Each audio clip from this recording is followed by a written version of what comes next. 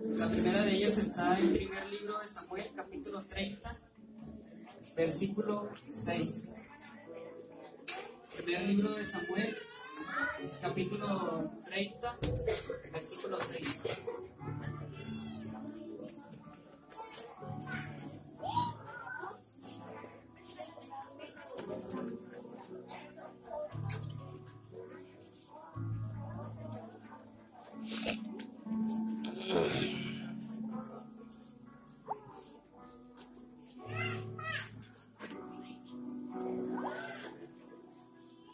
Me indiquen cuando ya lo tengan.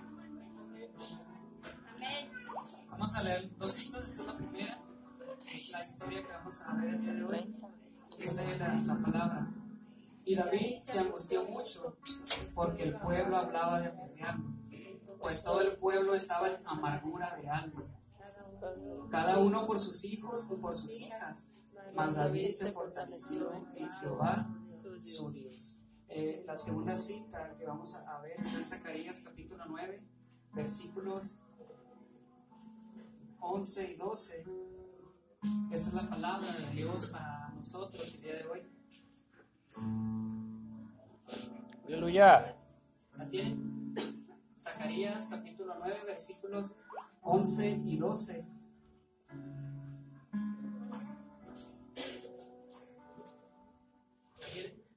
Amén.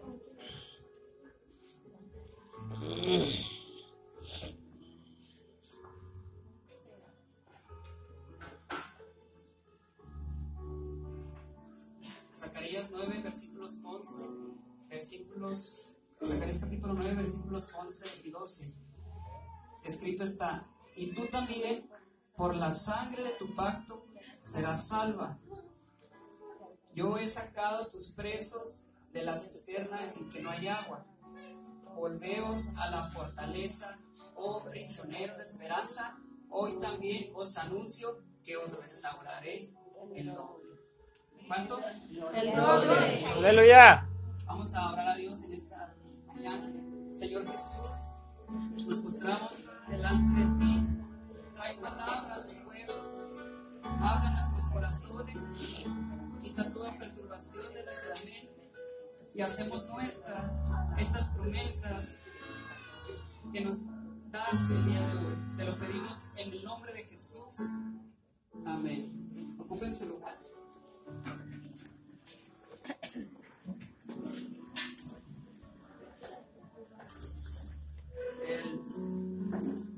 El título de esta enseñanza es Prisioneros de pozos sin agua y prisioneros de esperanza. ¿Sí se nos quedó? Prisioneros de pozos sin agua y prisioneros de esperanza. Ciertamente, hablar de prisión a veces no es algo que nos gusta o que no tenemos en mente. La palabra prisionero significa alguien que es privado de la libertad por la fuerza. Esa es la primera definición. Pero otra definición es de que prisionero es aquel que es dominado por una pasión, ¿verdad? Y en este día, en esta escritura que leímos de Zacarías, hay dos promesas para dos tipos de prisioneros, para dos tipos de prisioneros en diferentes cárceles: para prisioneros de pozos de agua seca, pozos sin agua, cisternas sin agua, y a prisioneros de esperanza. Quisiera leer otra versión de esta cita que dice: esto dice el Señor, Jerusalén, por la sangre de tu pacto, yo sacaré del pozo sin agua a tus presos que están en él. Y luego dice: ustedes, cautivos que mantienen la esperanza, regresen a su fortaleza. Les digo que voy a darles en bendición el doble de cuanto tuvieron que sufrir. Cuando hablamos de promesas, es compromiso de una persona hacia otra, pero a veces sucede que no siempre somos muy fieles en cumplir promesas, ¿verdad?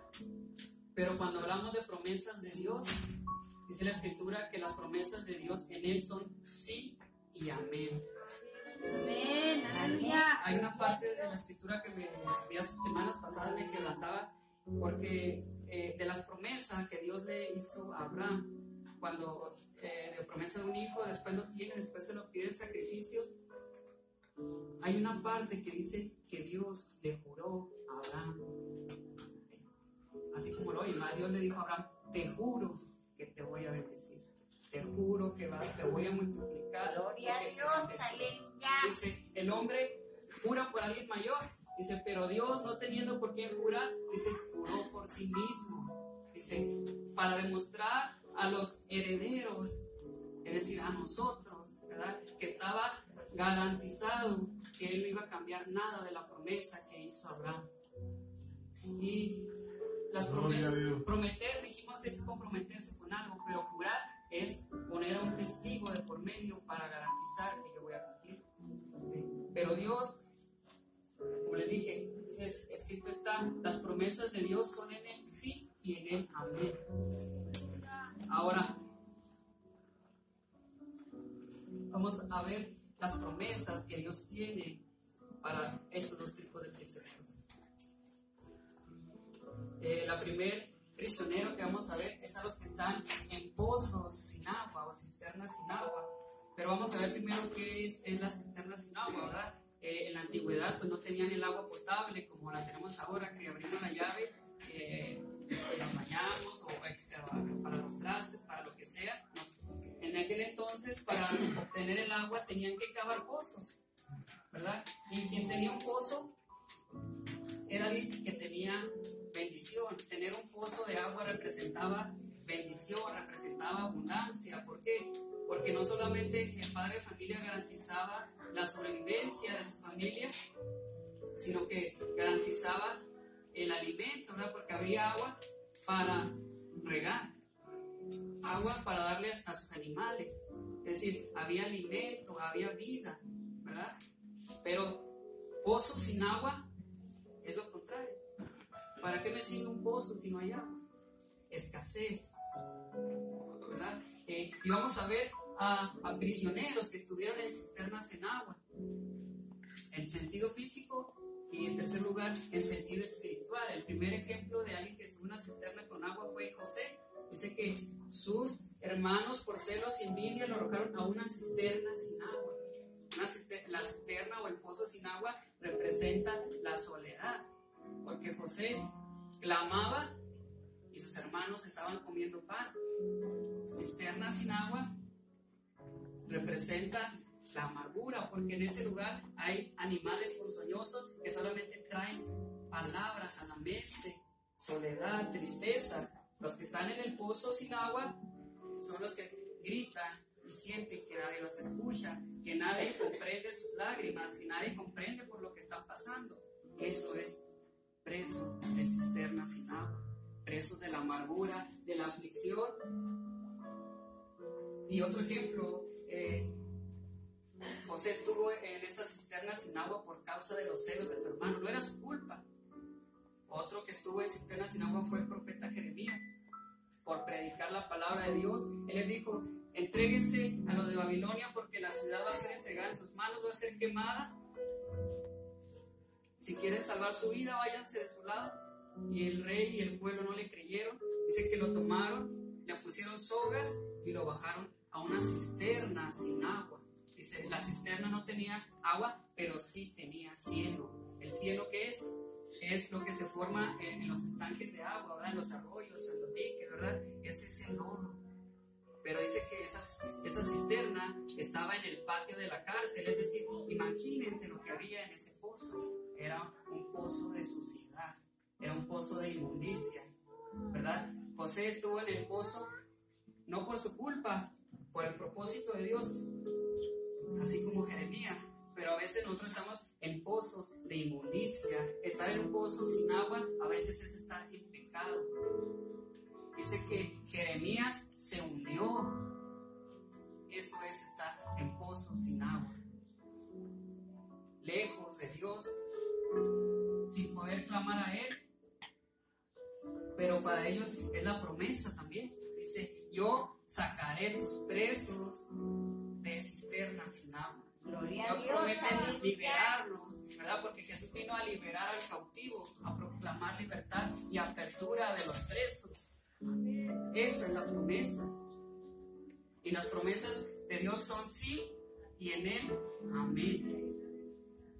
Gloria a Dios, aleluya. Otro ejemplo, en un sentido espiritual, hablando ahora sí, de alguien que estuvo en un pozo sin agua, fue David. David, que nos muestra en la Biblia casi dos libros enteros de su vida, y podemos ver lo bueno, lo malo, lo difícil, las batallas, las derrotas. David había sido ungido como rey, pero Saúl aún estaba en el trono, lo perseguía. David iba al desierto, a las cuevas, estaba lejos huyendo y se cansó de huir, se cansó de esperar en Dios. Dice la palabra que David dijo: tarde o temprano David me va a matar, tarde o temprano David me va a encontrar. Dice: mejor me voy a tierra de los filisteos. Es decir, da un paso al pozo sin agua. Dejó de consultar a Dios, ya no es el David de los salmos. Ahora decide darle la espalda a Dios y meterse al pozo sin agua. Dice la escritura que le seguían 600 hombres y se fue a la tierra de los filisteos. Y ahí le pidió la tierra, una tierra a aquel rey. Y el rey le entregó la aldea de Siclac. El primer paso de David hacia el pozo fue no consultar a Dios. El decidir irse a los filisteos para estar tranquilo, para tener libertad, para hacer lo que él quería, para que nadie le dijera qué hacer, para disfrutar la vida. No consultó a Dios. Segundo, se fue otro paso al pozo, es que le falló la fe, menguó su fe. Y esta es una nueva versión, no viene en la Biblia, pero dice que donde abunda el desánimo, sobreabunda el pecado.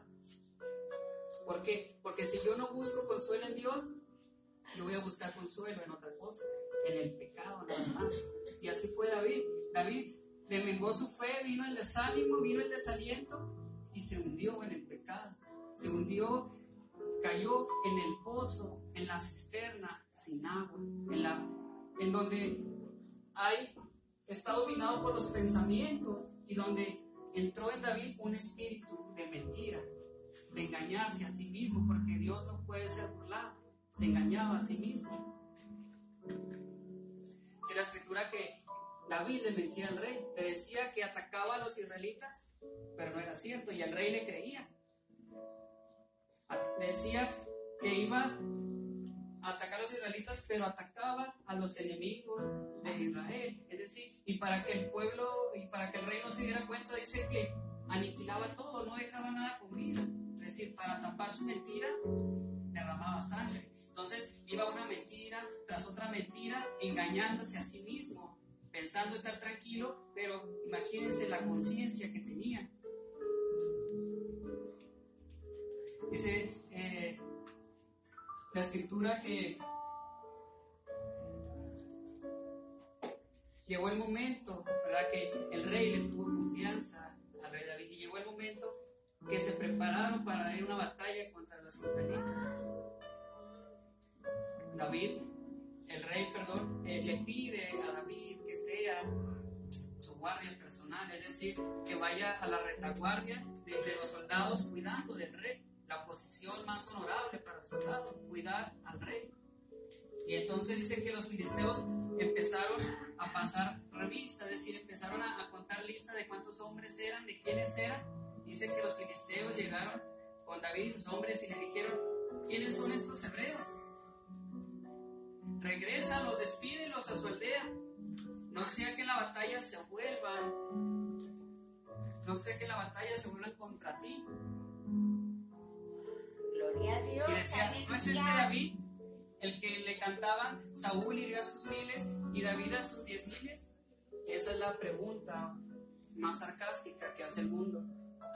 ¿Este no es cristiano? ¿Por qué anda aquí? ¿Por qué no anda aquí? ¿Por qué anda con nosotros? ¿Este no es el que va los domingos temprano, que se levanta temprano para ir a la iglesia? David permitió que el nombre de Dios fuera blasfemado por no consultar a Dios, por hundirse en ese pozo, en esa cisterna sin agua. Estoy seguro que eso a David le caló en lo más profundo de su ser. El ungido de Dios, seguramente por su mente pasaba la unción, ¿verdad? Dice un autor, el aceite dorado que caía por su pelo, por su ropa, y ahora siendo despreciado y humillado por los hombres. Gloria a Dios. Amén, amén, Gloria a Dios. David estuvo 16 meses en aquel lugar, 16 meses en el pozo sin agua, sin volver su rostro a Dios. Seguramente en estos 16 meses no hubo salmos, en estos 16 meses no hubo cánticos. Gloria a Dios. Aleluya. La angustia empezó a venir a la vida de David, pero no era todo, porque venía lo peor cuando estamos en el pozo sin agua, que es la desgracia. La desgracia. Y a veces Dios utiliza golpes de desgracia para sacarnos del pozo. Porque cuando estamos en el pozo sin agua estamos obstinados y no vemos lo que estamos haciendo, no entendemos lo que estamos viviendo. Pero entonces la desgracia, el golpe, es la que nos hace volvernos a Dios, y Dios nos hace libres, nos saca de ese pozo.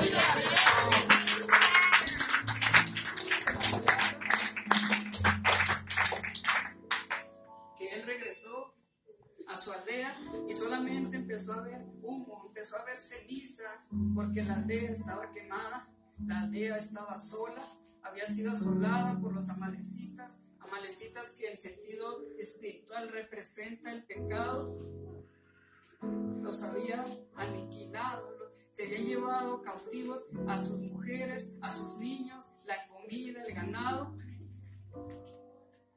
Dice que los hombres de David, los valientes, los hombres fuertes, los hombres de guerra, dice que lloraron hasta que se les acabaron las Gloria a Dios. fuerzas. Aleluya. Estaban en el pozo sin agua, no tenían a quién acudir, porque en Israel eran perseguidos. Los filisteos los habían despreciado, los habían corrido. Pozos sin agua, presos de pozos sin agua. Gloria a Dios. Aleluya. Dice que estaba su alma llena de amargura. Dice que pensaron, murmuraron en apedrear a David. Dice la palabra que David se angustió mucho, pero en ese momento Dios había preparado esa desgracia para hacerlo libre. Porque dice que David se fortaleció en Jehová. Amén. Clamó a Gloria a Dios, se Dios. acordó de las promesas que Dios le había hecho a él, que era el ungido de Dios, que ese no era su lugar, era el ungido de Dios, no tenía por qué estar en tierra de filisteos, que era su culpa lo que había pasado. Pero viene lo más bonito, porque dice que vino respuesta de Dios, porque él consultó a Jehová y le preguntó: ¿debo perseguirlos? ¿Tendré fuerzas para alcanzarlos? Y Jehová Gloria a respondió. Dios. Aleluya. Cuando Jehová responde, cuando viene la palabra de Dios, las cosas cambian. Amén. Gloria a Dios. Cuando Jehová respondió, David dejó de ser preso de cisterna sin agua y ahora era preso de esperanza. Porque le dijo: sí, síguelos, persíguelos, porque ciertamente los alcanzarás y librarás a los cautivos. Aleluya. Preso de esperanza, ya no de la aflicción del momento, ahora encadenado, amarrado, aferrado a la promesa de Dios. Sí, los alcanzarás, librarás a los cautivos, preso de esperanza. ¿Qué significa ser preso de esperanza?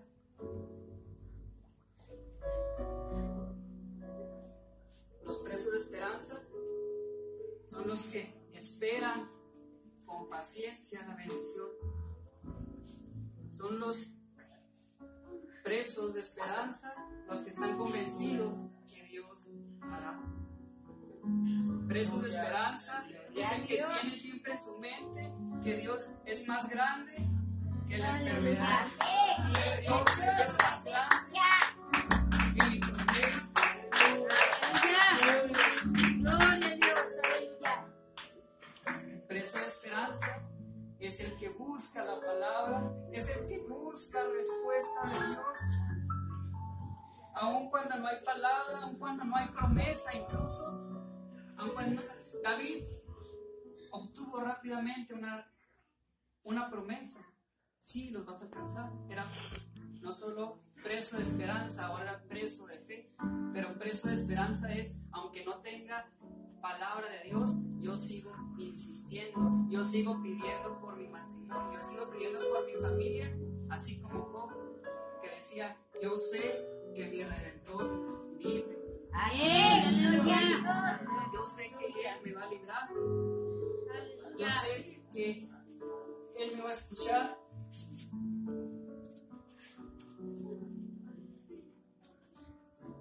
Dice la Escritura, bueno es Dios para los que en Él esperan, el alma que le busca. Bueno es esperar en silencio la salvación de Jehová. Presos de esperanza son los que tienen la ilusión de que Dios les responda. Presos de esperanza son los soñadores. No hay promesa, no hay palabra, pero yo estoy agarrado de Dios. Yo estoy aferrado a Dios, preso de esperanza. Y la promesa para estos presos es, hoy, dice la Escritura, hoy les anuncio, hoy les prometo, les restauraré el doble.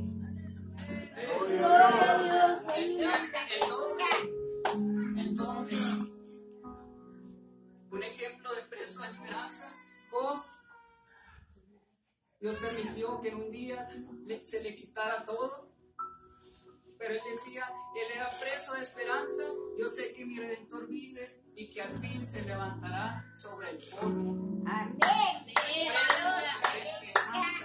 Gloria a Dios, aleluya.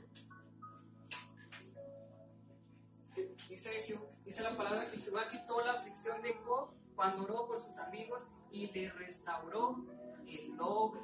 Digan el doble. El doble. En el primer capítulo de Job, cuando empieza el primer capítulo, los primeros versículos, la Biblia dice que Job era un hombre justo, nadie como él. Y aquí vemos la promesa en números, porque David dice que salió a pelear, que recuperó todo, que ni cosa pequeña ni cosa grande se perdió. Recuperó el botín, decían el botín de David, porque no solamente para sus hombres, su familia, su ganado, sino para dar regalos le quedó. Pero con Job vemos la promesa, esta promesa de restauración al doble en números, porque dice la Escritura que Job tenía 7 hijos, tenía 3 hijas, tenía 7,000 ovejas, tenía 3,000 camellos, tenía 500 yuntas de bueyes, tenía 500 asnas y muchos criados. Capítulo 42, último de Job, dice que Jehová quitó la aflicción de Job y le restauró el doble. Y Job tuvo 14,000 camellos. ¿El doble? ¿El doble? ¿Digamos el doble? El doble. El doble. Tuvo 6,000 camellos. El doble. Tuvo 1,000 yuntas de bueyes. El doble. Tuvo 1,000 asnos. El doble. Gloria a De Dios. los hijos le Aleluya. realizó exactamente la misma cantidad, 7 hijos, 3 hijas. Pero dice que no había hijas más hermosas que las de Job en toda la tierra. Dice que Dios le permitió a Job ver a sus hijos crecer, a los hijos y a los hijos de sus hijos, hasta la 4ª generación, hasta sus bisnietos. Gloria a Dios les Dios. permitió. Aleluya. Vamos a ponernos de pie. Nosotros somos prisioneros, pero cada quien sabe de qué es prisionero. Soy prisionero de pozos sin agua,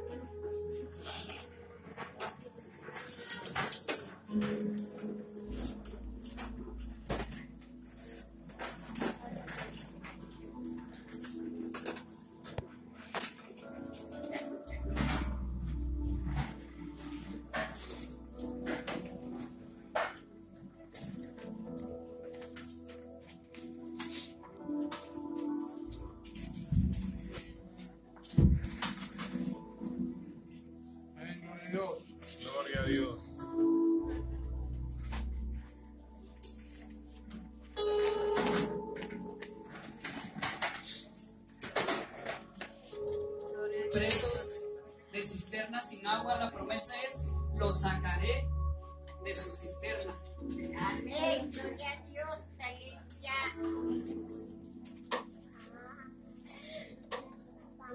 Él vino a liberar al cautivo, a proclamar libertad al cautivo y a los presos, apertura de la cárcel. Y a los presos de esperanza, dice, les restauraré el don. Gloria a Promesas de Dios.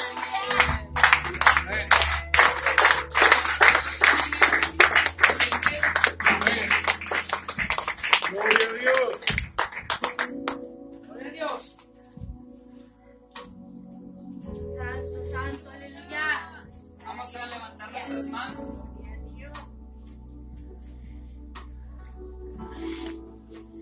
Santo eres. Hay algo muy interesante, que los que están en pozos sin agua piensan que nadie los escucha, pero Dios tiene sus ojos en ellos. Gloria a Dios. Que su misericordia, dice la palabra, por la misericordia de Jehová no hemos sido consumidos, porque nunca decayeron sus misericordias. Nuevas son cada mañana, grande es tu fidelidad. Mi porción es Jehová, dijo mi alma, por tanto en él esperaré. Bueno es Jehová a los que en él esperan, bueno es Jehová a los que en él esperan. Prisionero de esperanza, hoy os anuncio, les restauraré el nombre. Invito a los intercesores que me ayuden a orar, a ministrar. Si estás